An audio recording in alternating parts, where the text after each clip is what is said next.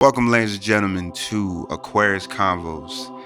You guys have been with me for at least 5 episodes, but this one is a special one. This is the 6th episode. So we start off with a nice psychology student, and this one is actually the actual professional that's in the field, in the streets, actually in the working field, and I had to have her on. We met on Facebook, started networking. She was putting up some crazy inspirational posts, and I was like, please come to the show. But ladies and gentlemen, welcome Miss Sara. I just did a little applause in my head. Yes, yes. Thank you. Yeah, so look, tell everybody where you're from and a little about you, and then just jump into like what got you to doing what you love to do best. Ooh, okay. So my story starts in the Northeast. Okay. In the real cold. I'm from New Hampshire originally. Most people cold, are like, yeah. Where is that? Yeah. Think of Boston and then just go a little bit more north. I was thinking that, like, Yeah. well, yeah, is it near like Connecticut?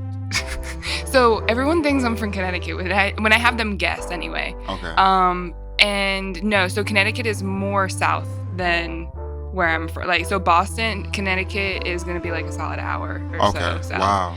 Boston, and then you add 45 minutes north up 95. So it's really cold up there. It's pretty damn cold, yeah. Dang. Yeah, there's a whole... Is it still cold up there right now? I'd say they're probably... You know what? It's very interesting. I kind of could see New Hampshire and North Carolina weather to be it's kind of similar in a ways that they go through these swings of you can have like really cold days. So I'd say probably, what are we in? Is it This June is yet? no, This well, May? yeah, Yeah, this it's is May, so we're still in the spring, yeah. So yeah, it's probably gets down to like maybe like 50s, 40s at night, and it will get up to like maybe the 60s. But it will be really sunny, can get really warm. During the summer, we don't have central air up there. It's not like unless you got like a lot of money. Really? Yeah, no, the houses are really old. In my hometown, anyway. I'm from Portsmouth, New Hampshire. So it don't really get that hot up there. It can. It just gets so where I'm from the seacoast. So New Hampshire does this little like it's almost like a little boot. And my hometown is like smack dab in the little toe of the boot right up against the Atlantic Ocean. Okay. And then, so I'm like, my hometown, there's a bridge over, you're in Maine. I was about to ask how far is it from Maine, because there's a Yep. restaurant that serves lobsters from Maine.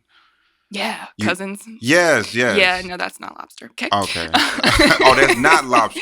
It is, but I'm a little bit of a seafood snob just Yeah. because I am from the seacoast. If Yeah. I cannot see the body of water that seafood comes out of, I'm not going to eat it. Wow. So the fact Okay. that you have to fly these lobsters in, and it's probably, you're paying like, I think, I haven't been, but my friend said it was almost like $30 for It's a lobster crazy. roll. The prices is insane. Yeah, like Yeah. that, you go to my hometown, it's not going to be like that much inexpensive, but at least it's so much more fresh. Yeah, that's why I want to travel, to taste like the actual culture of the food. Because Yeah. they come here, people take advantage of North Carolina, like, oh, they don't know nothing about sushi, they don't know nothing. And then when I get friends from like Maryland, they're like, yo, y'all overpaying for sushi, y'all over. I'm like, dang. So, Yeah.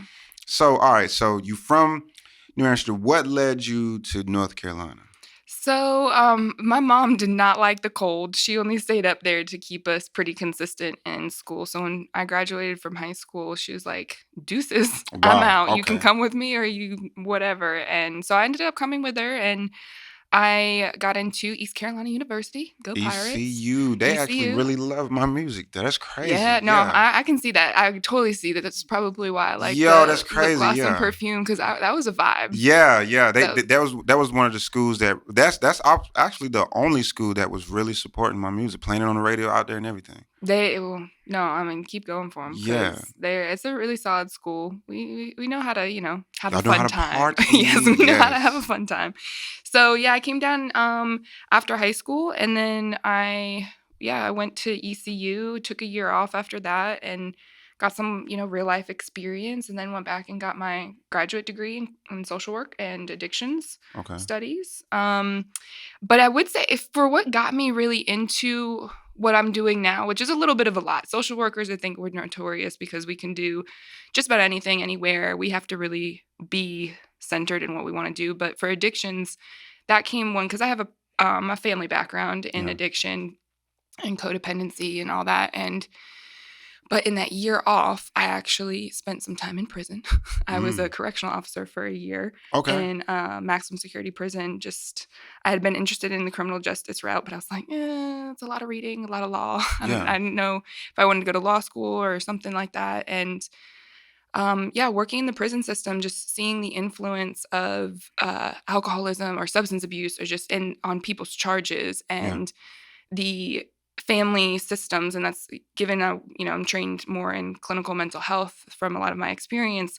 Family systems is a huge component to how we come to be the people that we are and what we are influenced by. So to see all these, and it was men because I worked in all males. I was about to ask, was it male or was it female? Yes, Okay, it was so an it's all-male male. prison. Okay. It was probably it is the most significant experience I've had in my life, I think, because what girl from New Hampshire who my hometown has a big drug problem, my high school, because they were it's a mix of a whole lot of different socioeconomic statuses, but it's a very rich part of the United States, very wealthy part of the United States. Mhm. And so I never really knew there was a drug problem because I was this little shy, Right. Introverted, late bloomer, I will say, in my life. And I just didn't, but I knew of a problem because I had a lot of friends and my brother was kind of more into that scene. And I could see that how The addiction scene? Yeah, no, he Okay. wasn't doing the drug. He was kind of same thing with me. Okay. He was just kind of around it a lot and he knew about it, but I'm here at home, So, but I've had people my age OD before they And reached. passed? Wow. Before they reached graduation, and then since after graduation, the people a couple years behind me having people OD from its drug problem is a huge issue in my hometown. Most Seacoast towns. And so this definitely inspired you to want to help people that's actually battling this. Yeah. So me taking a wild guess here. If I'm experiencing this and I want to help people, did you somehow mentally or just spiritually find, okay, there's a reason people are going through this. Let me try to be that bridge there.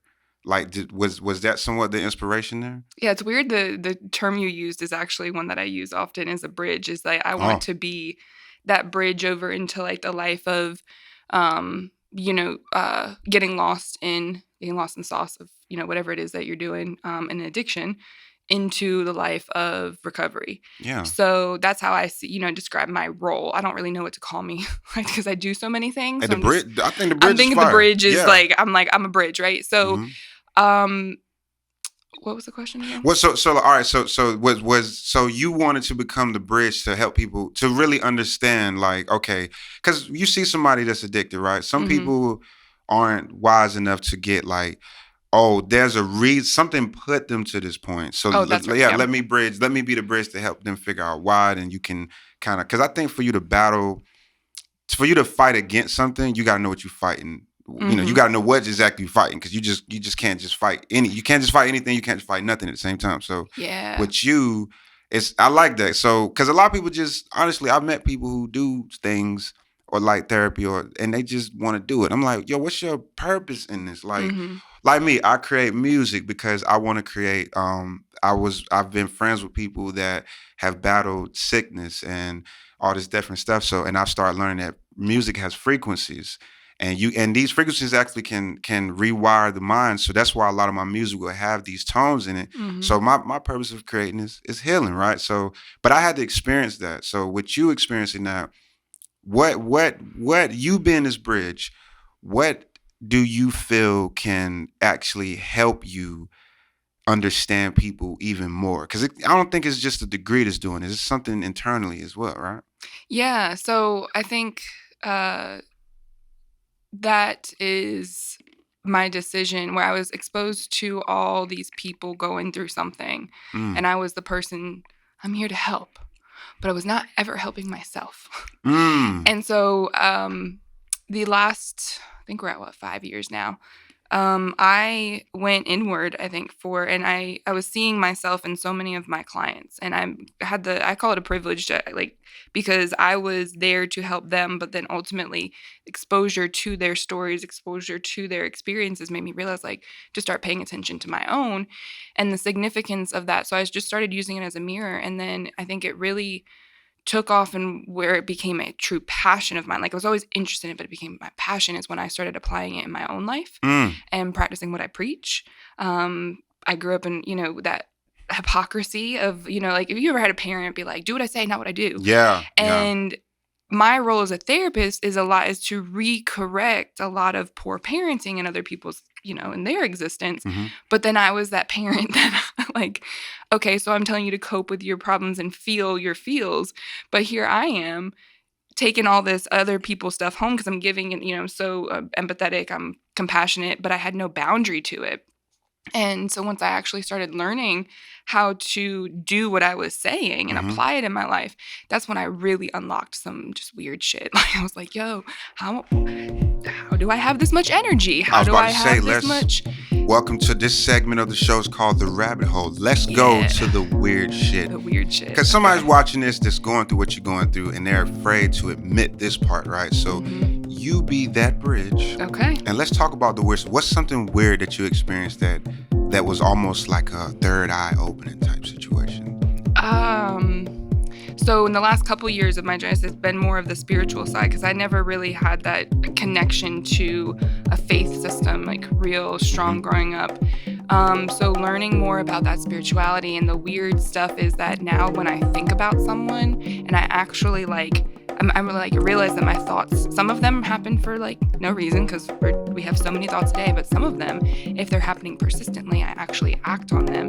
So a lot of times it's I'll text someone because I'm thinking about them. They're like, yo, how the hell did you know I was just thinking about you?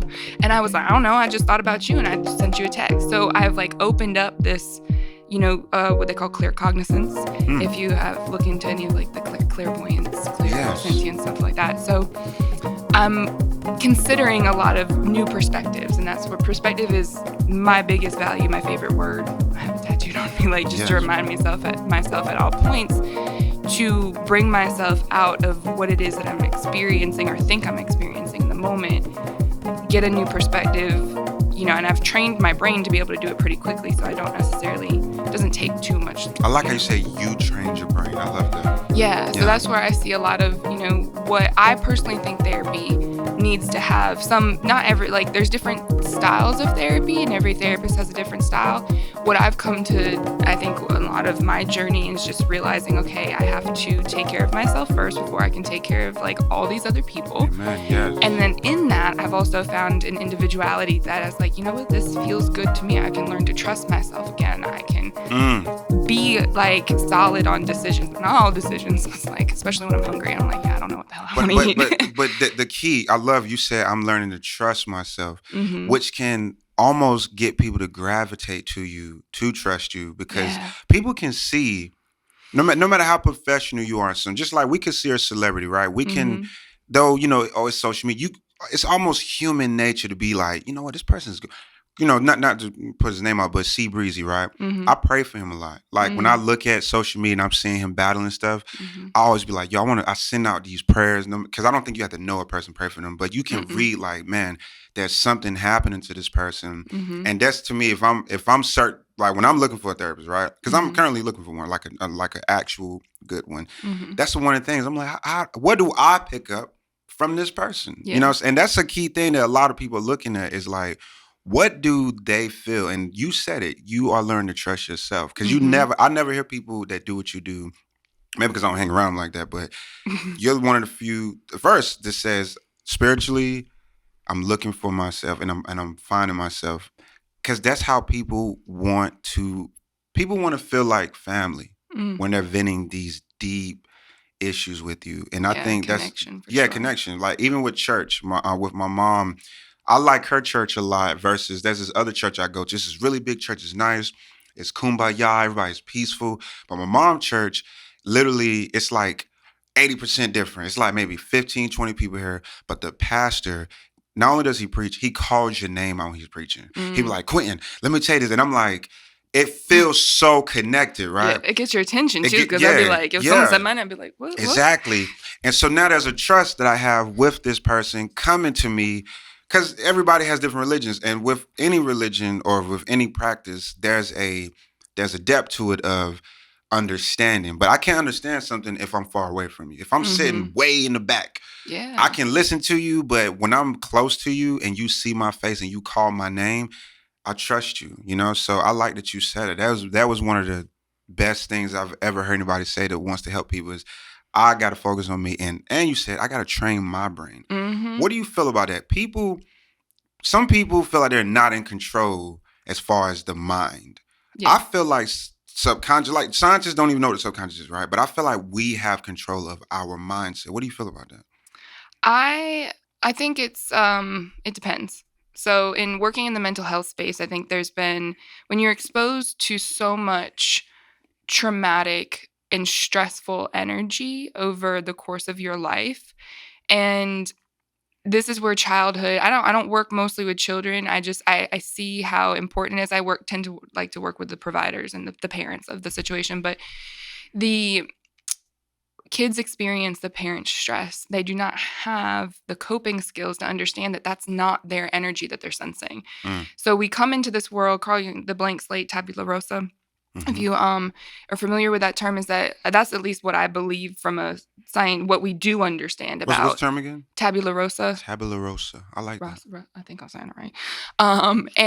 But a blank slate, right? We Okay. come in here, we have we're just vessels of, we collect experiences over time, and as a kid you don't have experiences enough to be able to balance, okay, this is what I do in this situation to know the Mm, consequences of this, right? yeah. That's what parents are for, and we're shaping these young individuals to with our experiences. But if our, and I say our like I'm a parent, I'm not, but I've Well, imitated you could be them. a spiritual parent to somebody like that. I do consider myself a parent because I remember I said I correct Yeah. like poor parenting It's in about chemistry anyway, you know? yeah, Yeah. and so so the parents balance the child's ability to react to what it is that they're going through Mm. throughout that time. So it's like if you've been doing that very unintentionally, and most people have, because you're not able to make a conscious decision that's unbiased from emotion if you've been traumatized and under a lot of stress. Wow. So can a trauma can you be traumatized by someone not allowed by somebody babying you into everything? Could that be traumatizing as well? It can be Or like always restrictive. being there for you type situation. Yeah, I wouldn't call it a trauma particularly, just to give trauma the respect of like, but a trauma in a lot I of love that. what, Give trauma the respect. yeah, like because there's like but a trauma is Yes. typically something that disrupts your central nervous system consistency. Mm. Like, so it really could be anything, but someone accommodating and restricting you from experience is my specialty. Actually, is codependency. So, over Codependency. time, that can lead to traumatic experiences Oh my because you goodness. are Yes. not as versed in, that's probably not the right thing to say. So it can That's probably not turn the right thing to into do. trauma if it's a dependency problem. Yep, Does this have anything to do with attachment styles? absolutely. Ooh, let's go there. Another rabbit hole, people. There's a Yes. lot of rabbit holes in mental health, Oh, but this is why this is the best I'll episode do my ever. best to try to, because like that's the thing is I'm one of those therapists they told me not to be in school, or they tell you not necessarily not to be this, but eclectic. But I like to consider perspectives because you never know what is going to work for one person. But there are attachment styles, and that's one perspective of how to make sense of understanding yourself. And so I'll just speak about myself. So I'm pretty like, I used to be a pretty avoidant attachment style. I'll be like, nah, we're Yeah. good. Yeah, yeah, So yeah, yeah. I'm I've heard pretty of that one. Yes. introverted. Then there's an anxious attachment style. I'm probably not going to be able to like list off all of them. I'm No. accessing my clinical brain, but the way ultimately when we come into relationships due to the primary parent and primary gender, same gendered parent, if you, I wouldn't even say that's a two parent household thing, but it's more of just whoever you have the most modeling from Mm. will influence how you attach in relationships. So if you've had a parent that is avoidant in themselves, you're probably going to have a pretty insecure, anxious attachment because as children, we want and need support. Rewind that part, because this is why I like this episode, because I'm learning. You say whoever Maybe you what? Again, but that was a really interesting one. You said whoever you're with the most. What was that you said? Whoever is your like most modeled same gendered parent. Ooh, you are preaching. So Wow. No, that's because there's a lot of people who are yeah. raised by their grandparents, or there's a lot Right. of people if you're adopted, or they may not be a biological. They don't have to be a biological. But It's whoever whoever you is your model. parental, whoever is Yes. modeled parental Because I've had structure for women you. that I've dated who they wanted that old school loving, right? And there's nothing wrong with it. I'm like, what makes you want it? And it's like, oh, your grandfather raised you, and that's a Mm-hmm. beautiful thing. So what you model is really what nurtures you, basically. Mm-hmm. So, and then that it depends on the severity of that attachment that can create trauma. So some people can be born into trauma. I'm assuming. Yeah, I think you can like your more stereotypically noticeable abusive household, so Mm. physically abusive, a lot of sexual abuse, and a lot of it is cultural. There's emotional abuse too. Just and trauma can be. I mean, honestly, I may be being a little bit conservative with how I'm using trauma right now. Is that someone I'm being emotionally avoidant can be traumatic for a child. I guess why I'm being conservative in that is that there's some people who that's not trauma. There's some To things their that to perspective. their To their perspective, perspective. there's some things that I've been through that are very similar to other things that I've heard other people and some of my clients been through, and they consider that trauma, and I don't consider that trauma in my life. Wow. Maybe that's something I'm minimizing, and that's just I haven't uncovered that in my journey. But that is, I'm not going to say, yeah, no, that's traumatic if a person doesn't see that as trauma. If they see that as something that's empowering to them, why am I going to jack that up? Right. So trauma and perspectives are almost would they be siblings or first cousins at this point? Because siblings stay together, right? Cousins, we see each other every now and then. What would perspective and trauma be in the family? Mm. Aquarius convo question. I love this. So Trauma and perspective. because what you just said was interesting. Like me and you. Prime example. Just being transparent. Like stuff happened to me sexually when I was young. Yeah, with me and my sister. Right. We both respond differently to things. For me, I look at life from this like journey of spirituality. My sister, when she talks to me, I can hear like, man, it's different ways. So I always find myself like, let me apologize there because I don't want her to think, nah, we both went through the same thing, but it's not that serious. But it is that serious. So now perspectives play a role, and on top of that, she's a woman, and she's a straight woman at this, and I'm a straight man. So now it's like there's the conversation is all perspective because you can be in the same place with a person, right? But like right now, you got through the lens, you got you, and you got me. These are three different perspectives. These people we're hearing this conversation, and then people is watching. This is hopefully a billion different perspectives, right? But where does trauma associates with this? Would trauma live with perspective, or would trauma visit perspectives? I'm really mulling this one over because there's no wrong answer here. It's just my Right. opinion, right? Yeah. But I really think they're kind of maybe one and the same. Cousins and siblings. Yeah, I think they're really. It is. I don't want to say trauma is a lens because it's not just how you see, but it is how you experience. So, and perspective is the formulation of how you understand what you experience. So Ooh, it's a shirt. I feel like my mind is going to like when I go to the optometrist and they put all those lenses in front of me. No, go there. I like that. Like, I like that. It's like which one's more clear, this one or this one? And I'm like, well, if you put them both together, like, so they're kind of one and the same, but they can be separate too. So you can have a traumatic perspective, depending on the identity and how you attach to the particular experience that you've had. Wow.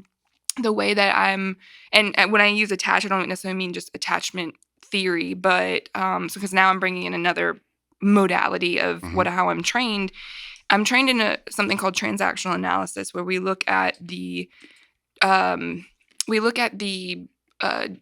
roles within the transactions that we go through as humans, right? And so there's three different roles: the victim role, the persecutor role, and the rescuer role, which I really love the perspective. It's based off of cognitive behavioral therapy. It's based off of psychodynamics, stuff like that. But I feel like it just puts out the different identities that and simplifies the different identities as humans based off of the experiences that we've had, what lead to how we show up within this human form and in these interactions that we have within our relationships. So if you have someone who's more commonly, we hear this term all the time, like the victim, who plays the victim, right? They will most likely be coming from a victim role within this dynamic in what we call the drama triangle. And I love this. I think people just need to just learn about transactional analysis, right? Just to understand the world and how you interact with people, because it doesn't just because you're in the victim role does not mean that you are a victim, because there's a difference between when we use that term, I think we're describing someone more who's attached to the identity of being a victim and less than, like they're not capable. So this role is similar qualities, but it's not under the impression that is an identity that you attach to, because if the victim role comes when we have our needs that go unaddressed. So say that one part again. The victim role within the drama triangle comes from when we have needs that are unaddressed. So if we're not seeing them, or like we're trying to demand, like, I need this addressed, but we're usually outwardly turned and looking from it. Wow. Looking for those needs to be met from other people. And that's where the two other roles exist in this triangle, is the persecutor or the rescuer. So your rescuer is going to be your stereotypical like enabler, someone who's like, I want to fix, I just need to help you. And the persecutor's maybe more of an aggressive presenting type of role, not necessarily like a narcissist or anything like that, but someone who is like, I'm not going to do this for you. I'm not going to help you. And what happens with each of these roles is that there's gaps left between a rescuer that enables a victim, does not give them the efficacy to be able to address their own needs because they're always fulfilling those needs for us. And then the persecutor who comes off and does not help the victim out of that role and just creates distance. You know what? We're going to, that was so deep. We're about to take a slight break. So on the show, I like to take a break and play some music. So we're gonna take a break from that. We're gonna come right back to that because I really want to like go towards a point with that. So because it was called the rescue and the drama triangle. The drama triangles, yes. But no, you said rescuer and what else? Oh, persecutor and the victim roles. Yes. So we're gonna get back to that. So y'all listen. We're gonna take a slight break. We're gonna play one of my favorite records. It is called Alive and Well, of course, written and produced by your boy, truly, Quentin Rashad. But I think this song fits where we're at right now. So check out Alive and Well by Quentin Rashad.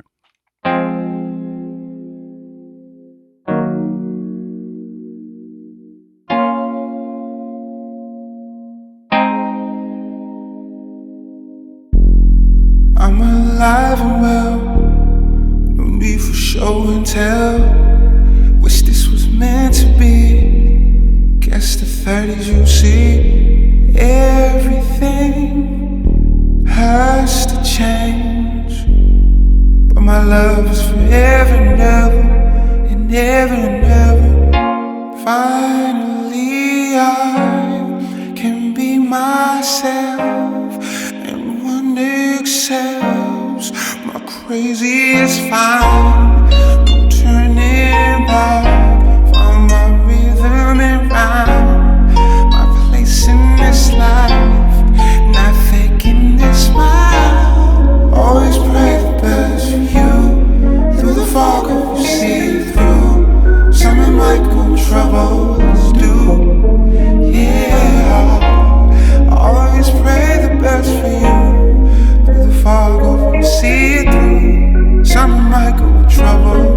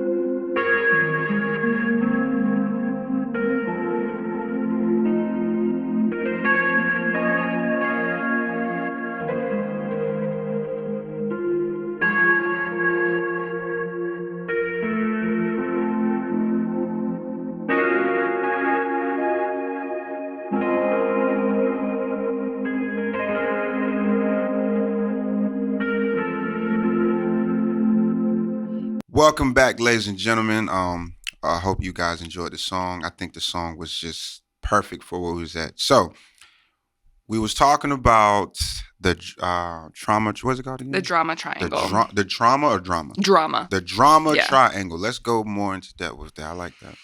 So I love the drama triangle, not as like because I can't watch reality television as a therapist. It's just because it's literally the drama triangle playing out. And I'm just like, I'm not getting paid for this. No, I'm just kidding. Yeah.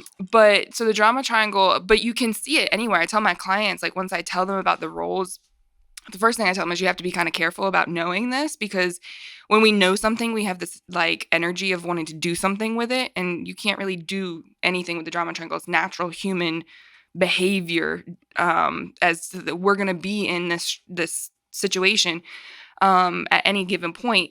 The goal of the drama triangle is how do you stay out of it as much as possible, or how do you get out of it? Because that's where the skill building comes in, of like how you manage relationships, because all relationships, someone's going to be the victim in any conversation. Yeah. Not the victim person, like someone who's been victimized, but someone who has needs that need to be addressed. And we fight for that role. So if you look at the drama triangle, and if I ever put a visual, it's an inverted triangle. And V to right, that downwards, because someone's always wanting to be in that role. Someone needs to address their own needs. And so, but I tell people to use it as like a little strategy of like know what role you're in, know what role you're prone to. Okay. I'm prone to persecutor and rescuer. From the north, there's my harsh tone that comes out really easily. And the rescuer role, I'm a caring person, so I want to help people, but I have to be careful of not giving them the autonomy to learn what they need to learn to be able to get out of the victim role. And so that's where it just comes down to, you have to take a look at your communication styles. And your communities as well. I was going to say, can your community play a role into you slipping into those roles? Absolutely. So go ahead. No. I was about to say, can someone nurture you into being a victim? Yes, absolutely. Ooh, wow. Yeah, that's where I think that codependency concept, kind of think of them as like stack, layers of things. There's so many different layers of just one transaction that we go through, that, if you had let's just go with the stereotypical mother of who, makes everything okay, they cook for you, they, do everything that other than wipe your ass for you after a certain point in time. Yeah. You're going to not have as much of a natural drive in life to do those things. And then we were talking about attraction earlier, is like you're going to be attracted to someone who tends to do those things. Wow. Because the body now chemically has balanced at that state. It's released these, and I've learned something about the brain. The brain is like an addict. Like dopamine is like Scooby snacks, right? Mm-hmm. So could that be, if my mom is doing everything like that, right, and I'm going out and dating, if somebody does that, could that release dopamine at this point? Wow. So then you got to be careful with that too, because it feels good, but it doesn't mean that it is good for you. Absolutely. This is an interesting. That's instant gratification right there. Instinct. So you got to be careful with instant gratification, because sometimes I think we are falling short of this. That instant gratification is something that we want, but is it your mind? Okay, there's one thing I learned about habit, right?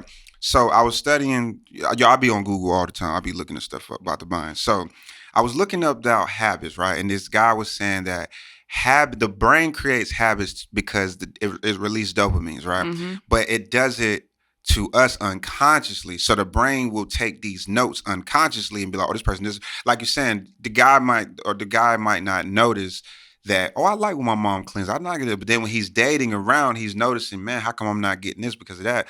So can we break habit? Like Absolutely. If I want that, but do you have to be aware of the habit to break habit? Yes, you have to be aware of what it looks like, where it presents itself before you can. I don't really like the visual of break, because I do like the more bend, because you're going to be coming, if you break something, you got to put it back together. Whereas you can slowly over time constrict the direction of where that habit is bringing you. So this comes from my experience with when you ask a person to just stop using a drug. It's not that easy. It's not. I don't think it's easy at all, actually, especially if you ain't on it. Yeah, exactly. And so I take, so you have abstinence-based planning, and then you have harm reduction. I'm dwell on the side of harm reduction.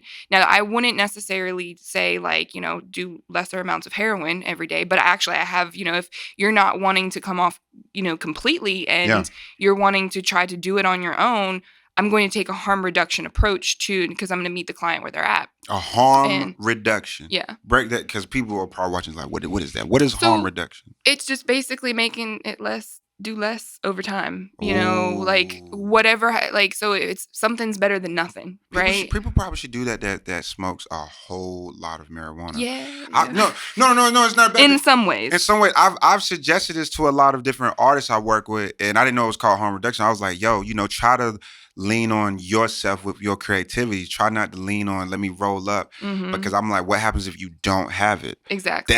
So it's called harm reduction. Yeah, it's more of, description, and it can look different from a different level. So from an individual level, like, since that's where I'm more hands-on, boots on the ground with clientele, trying to learn new behaviors, learn new systems of doing things. But if you look on a macro level, from an agency perspective, a harm reduction example is like a needle exchange program. So something that's going to we can't stop someone from shooting. I probably shouldn't say that. From using a needle to inject a certain substance. Yes. But we can reduce the harm of infection. We can, because most people who, are homeless and put in stereotypical situation of homeless using an injectable substance, they're not going to have health insurance. So now you have a secondary problem of people using free health care, and the ER is being overrun with people who have flesh-eating bacteria because of dirty needles, right? So that's just one type of harm reduction, and it will look different in different spaces. So all right, so let's take it here. So can you do harm reduction with anybody that's hypersexual? Would that be smart at that point? Could that be the same thing? My answer is mostly going to be it depends, but I would say it's possible. But when you're dealing with a sexual pattern, you're dealing with chemicals, whether you're taking a drug or not. Ooh. You're talking about dopamine now. Yes. Because sex is actually, you're talking about a lot more than just dopamine, oxytocin, all that. You have all these pleasure sensory experiences that are going on that you're asking a person to now stop with that one behavior. Harm reduction is you're asking let's do less. Let's do less of sex. And I'm like, I don't know how, is it because it's so natural. Possible. It's natural. It's possible, right? But so I could start there with a client, but and just to see how it goes. But what's underlying from that most of the time, not all the time, most of the time, is you have a person, if they're becoming into a sexual pattern or habit, is that's their main coping skill. They don't have an understanding of their emotional impulses and their emotional dictionary to know how to disperse that energy anywhere else. So you have to learn coping skills and different coping skills now. And some coping skills may not, they're not all going to match up. Yes. So what it is that you really like, and having sex is a coping skill, but you got to be careful with just how much of a dependency that is. I've, just because I like being transparent, because of what happened to me as a young child, of being exposed to, being molested, right? I compartmentalized that situation because in the field of being a man, I didn't want to look gay, right? From, somebody put something in me, and, it makes you feel funny.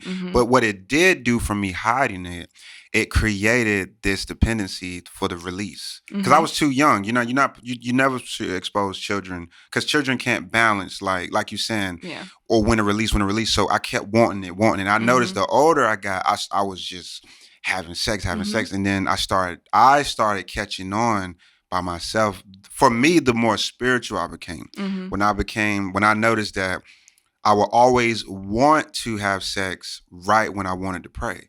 So it was something going on with my mind and my spirit that made me realize, why does the sexual cravings come right when I feel like praying? There's something happening to me internally with spiritual. Can I ask you a question? Oh, yes, please. Yeah. Was the person that you had that experience with part of your spiritual church No. system growing It up? was a part of a family. It was a very close member, Did you have actually. a like strong faith-based family? Yes, my mom and dad. Yes, we grew up. My mom was actually, well, still is to this day. She leads a lot of the music. And mind you, my parents was at the time this happened to my mom was like 25.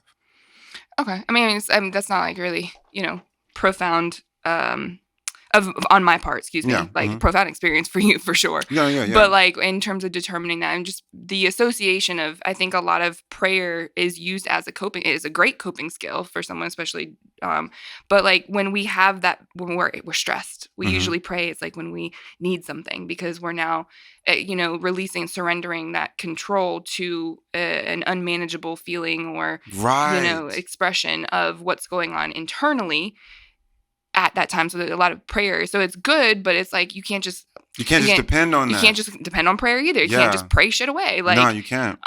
so it's just dispersing that energy. So a lot of times sex does become, attached to this. And I think for men too, just because there is a physical organ that you have that is so out swinging, right. sensually or sensually provoked. Mm-hmm. And then also when we were talking about culture earlier, like off recording, that are at least American culture, and I think most cultures, men have not been allowed to really understand the intuitiveness and the emotional side of themselves. And so therefore they just do whatever makes them feel better. Speaking of that, have you seen Bohemian Rhapsody? Yes. Mm-hmm. Okay, all right, movie. That was a scene. Spoiler alert if you never watched it. You remember when Freddie, when he decided to start having sex with men and he was married to Mary and he told her and she left him, right? I was telling my friend at the time, I was like, yo, Freddie, that's what a lot of men go through, but he was famous and he had the access to get it. And, he felt so guilty about it, right? That he became, it's something about experiencing guilt where you like, all right. Guilt and shame. I don't want to feel guilty. I'm not going to feel shame. So I'm going to do the total opposite. I'm going to just go crazy. Then he ended up contracting HIV. And I was wondering if he didn't experience the guilt.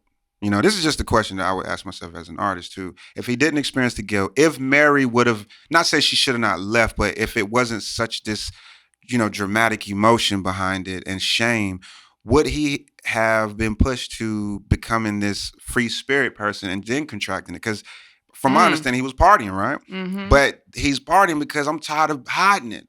Yeah. So men do go through that. Like men don't get taught like this emotion. It's like, because like if we want to like men, you get within the men, you get put out the tribe. Yeah. You're like, oh no, you like men, we don't want to be associated with that. Because and there's other men that's battling this, but it's a secret. So what do you feel about that with like just the shame and the guilt and stuff? That is a huge arena of what I deal with people is the underlying shame that we have. Shame has been a great parenting tool. It was done to me. Shame for me held a huge space in my life when it came to food, because my dependency became something like I was emotionally coping with food, and it made me feel better for a short-term moment. And then, just small ways of how my mom couldn't make sense. She never had that particular experience. So just the way shame was used for her, like, oh, you shouldn't do that.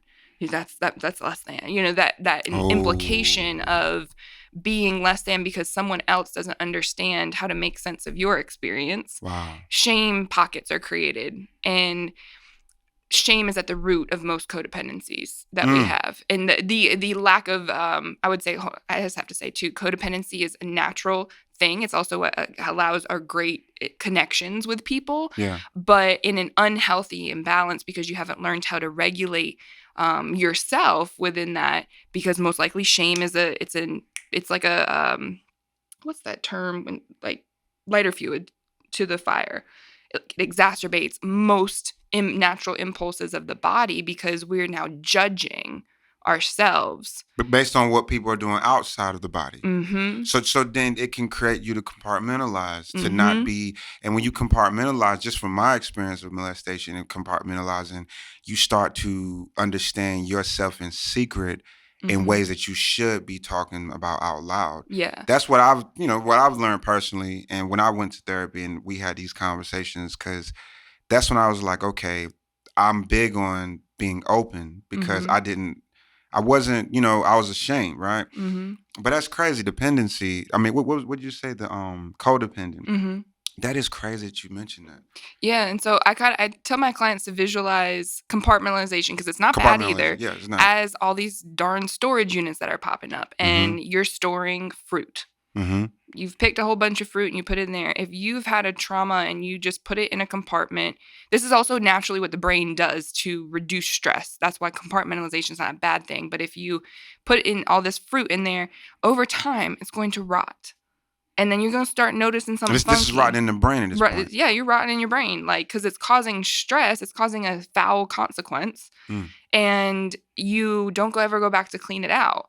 And so a lot of the times we just continuously put these experiences in these compartments. You keep getting extra storage units because you just accumulate stuff. You're going through life and you're experiencing shit, and you're just putting in these compartments and you're never going back to clean them out. You're going to have a whole lot of rotten fruit over time that doesn't necessarily need to be rotten, because you could just be like, yo, it's still good. Let me check it. Let me eat it. Let me eat it. Let me give it away. You have choices at that point. But because the brain and the body are wired to, like, no, this is stressful because it did cause stress. Put in there, we don't go back. You start getting gaps and you forget. Because it's not releasing any type of dopamine either. No, and because it's conserving. So the brain can do that. The brain is self-protecting the body. Wow. Like it wants to basically, compartmentalize these stressful shit that we go through. Because I need to be because you need to be able to function in real life, because life's still going on. This could be, 10 minutes pass and it's like, all right, put this in here. And long term over, what happens is that puts more stress on the brain, but because we can't see the consequence of that, you don't really pay attention to it. But what you start to see, what happens is that you have a lot of scattered thoughts because you're still having all these experiences, you're still reacting and processing all of it. But if you're not paying attention to it, you're not actually able to keep up with the amount of stress that's actually your body's absorbing. So that's where you can see people cope in other ways. So, and then create secondary consequences. So for me, what that looked like is I grew up in a divorced family. Me too. Well, towards 15, but yeah. Yeah. So when my parents divorced when I was about 2 or 3, and they had joint custody, and I went back and forth between 2 houses. It's 4 miles away. We lived in the same town. I didn't have to switch schools, so it was the least possible consequence that could really be there. But I now have an extra responsibility as a child to have navigate 2 different households. Then you bring new experiences in. If your rules aren't the same, if your parenting's not on point, your co-parenting, your communication's not on point, any fighting between parents causes stress for the children. I had no idea what was going on. Like my parent, this is before, this is with so I'm early 90s. We didn't know the impact on the brain yet. No, we didn't. Mental health really has not been that much of a concept that we started to research until like the early 1900s. Yeah. That put a lot of stress on the brain. My brother became like the stereotypical ADD child, ADHD. So this is where pharmaceuticals were coming out, and like Ritalin was a thing. It's like, here, put him on this. Women and men present differently. So for me, I internalized a lot of that, and then I went towards food. My mom was like, she couldn't keep up with me. I was always in the freaking cookie jar. I love sweets, but there's a substance. Because the brain wants to feel good, so it creates these unconscious habits. And yours was eating. Some people, mine was just having a lot of sex, and people will go through different things. So we was talking about this off the recording. I don't know if you know this answer, but this doctor was telling me that depression is a disease to the brain. Is that, have you heard about this before? Yeah. It's a mental health issue. But he was saying that it's not a feeling, it's an actual disease. So I would want to know more about because it's. He broke it down like that, like, yo, you don't feel depressed. It's a real thing that happens to your mind. Yes, it is a real chemical imbalance that happens to the brain. And so that in that regard, it is a disease. But diseases are able to be treated. So that's where I think my apprehension comes from, more of that attachment to that identity of having a disease, that you're just like, all right, I got a disease. I can't do anything about it. That's what I want people to understand from, my work, is that a diagnosis of a is a disease. A disease is a culmination of things that now have had an impact on the body. Depression is a chemical imbalance that you will, have to live with the potential of it coming back, but it can also go into remission, just like cancer. Or it can just stop. I want to say just stop. You have to go into treatment mode. Oh. And you got to go, like, diagnosis is not indicative of a treatment. Like, that is the starting point of treatment, actually. But we don't really see mental health like we do physical health. And most people are like, okay, I got depression. I'm just going to have to be like this for the rest of my life. I'm going to take medication for the rest of my life. And I'm over here like, and this is just because my role has been a little bit more boots on the ground of like, no, like you can start to live differently if you'd like. Yeah, because being on medicine for a long time is harming the body as well. It will cause us, tertiary consequences. Wow. Yeah. Wow. I have a client right now who was diagnosed with bipolar disorder at a very young age, put on lithium. He's an older male. And now has stage 3, 4 kidney disease because of long-term lithium use. Wow. So you really do got to change just your lifestyle. Like, that's probably one of the best things is just change. And change your lifestyle can be, does to me includes who you talk to, who you hang out with. I've always been a fan of how you eat. I used to be on some don't eat meat, but now I'm on that. Now I'm big on instead of eating like big on eating healthy. And now I'm like, first, who are you eating with? Because that's going to affect, that's affecting you. So if you're eating with people that are making you sad, that's going to make a decision of what you eat now. Because it's like who you eating with, what you're eating will determine when you eat. So if you always eating because you're always sad, you're going to be going to the Wendy's. There's nothing wrong with I'm not saying nothing wrong with Wendy's. I love some Wendy's, but you're absolutely right. Want some endorsement Wendy's. But no, but yeah, so it's like it's a motivator. It's a motivator now. So like who are you with? Like, because you could be, here's another dangerous part that I've noticed. I would be friends with people who like, I only want a woman who eats healthy. I'm like, well, yeah, but if that's all she does or that's all you do, then you won't be around other people. Like, and then what's considered healthy to you? Like, eating plants don't necessarily mean healthy because then these plants can have pesticides and, so it's all. And also like could be very, very restrictive and like that's not necessarily healthy. That's healthy has been taken to a point of unhealthy, but no one will admit it. They won't admit it, because it's like, no, it's healthy because I eat healthy. I'm like, yeah, but how are you eating? How are you eating it? Like, are you actually eating and enjoying it? Because I don't always eat vegetables and enjoy it. Right. So it's like I would rather, what is healthy is such a diverse conversation, but it also comes from just unhealthy culture of societal food and like constructs and healthcare constructs that have not been based off of a diverse population. That's true because one thing I've noticed is I've met people who didn't eat meat. They didn't lose any weight, right? And that made me realize they're not happy. My mom has this saying. Matter of fact, I'm gonna read it. She said, we was talking about eating healthy. I'm gonna go through my text. She said something that was really, really dope. My mom is like she's the queen. We call her the queen. She says, we was talking about eating healthy. So I'm going to curse, by the way. We're not going to curse because I don't want YouTube to say. But she said, all this age new shit, eat when you're hungry, sleep when you sleepy, drink when you thirsty, move all the time.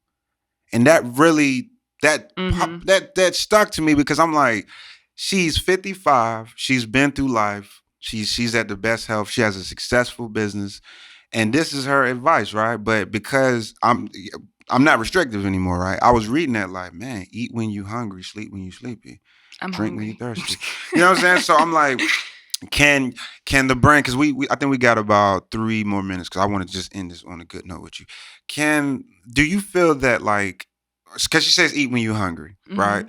Can trauma or can stress determine when you're hungry though? Like, because you know what I'm saying? Because the body will tell you when you're hungry, but if you're always hungry, that's got to be some type of trauma-related situation going on. Yes, and that's why I was like, I don't even need. I respectfully should have let you, end the question, but I was like, yes. The answer is absolutely yes, because it is dysregulated. So if you think about the central nervous system, like, so that's what gets disrupted whenever we experience a trauma as an alarm system for a house. Imagine you just have a malfunctioned alarm system. Every trauma that you have, you got like the alarm alarm system going off. So that means you got to like, every time the alarm system go off, you got to get up, check, okay, whoa, It's kind of like the fire alarm. Beep. Yeah, oh my beep. gosh. Yeah, you know exactly. So that the battery is low. And so at that point you become desensitized to that noise that's going off in your mind of like, hey, pay attention. You're And hungry. your brain just cuts it off. Because that was a huge issue for me, because the more stress, that's where like stress and trauma are not the same thing, but they can progress. Stress can progress to a trauma. And being traumatic is because your brain is now doesn't know and does not trust itself. So if we could bring this back full circle to what I said, I had to work towards learning how to trust myself by addressing what my cues were and my natural like hunger cues, because I was not eating when I was actually hungry. I was eating when I was stressed because I needed to not feel stressed. You know what? That's leading us to the most important part of the show. I learned this from Mr. Springer, R.I.P. Mr. Springer. So I like to get the guests to, look in the camera, because there's somebody young that's going to watch this show. There's a person that's inspired from this who's going to want to do what you do one day. Or there's a young lady who is battling these things that you battle. What lesson would you, or what advice would you leave them as far as like inspiration? This is the best part. I love this part. I don't like this part because I feel a little bit on the spot right now. No, exactly. But many things I could say. It's real. Like if somebody, because somebody's looking at this, I'm assuming, that. Yeah. I think just what was kind of forefront of my mind was like learning to trust yourself. Your experience is valid. So if you are told that it's not, find someone will tell you that will explore that with you, because no experience is ever invalid. We all have different experiences, because just because someone, and even it could be your parent, does not understand it, that it doesn't mean that it doesn't exist. It's not real for you. And so that will be the biggest break in how you trust yourself from an early age. And is, trust the reactions and the experience you have, and don't invalidate it yourself. And there you have it.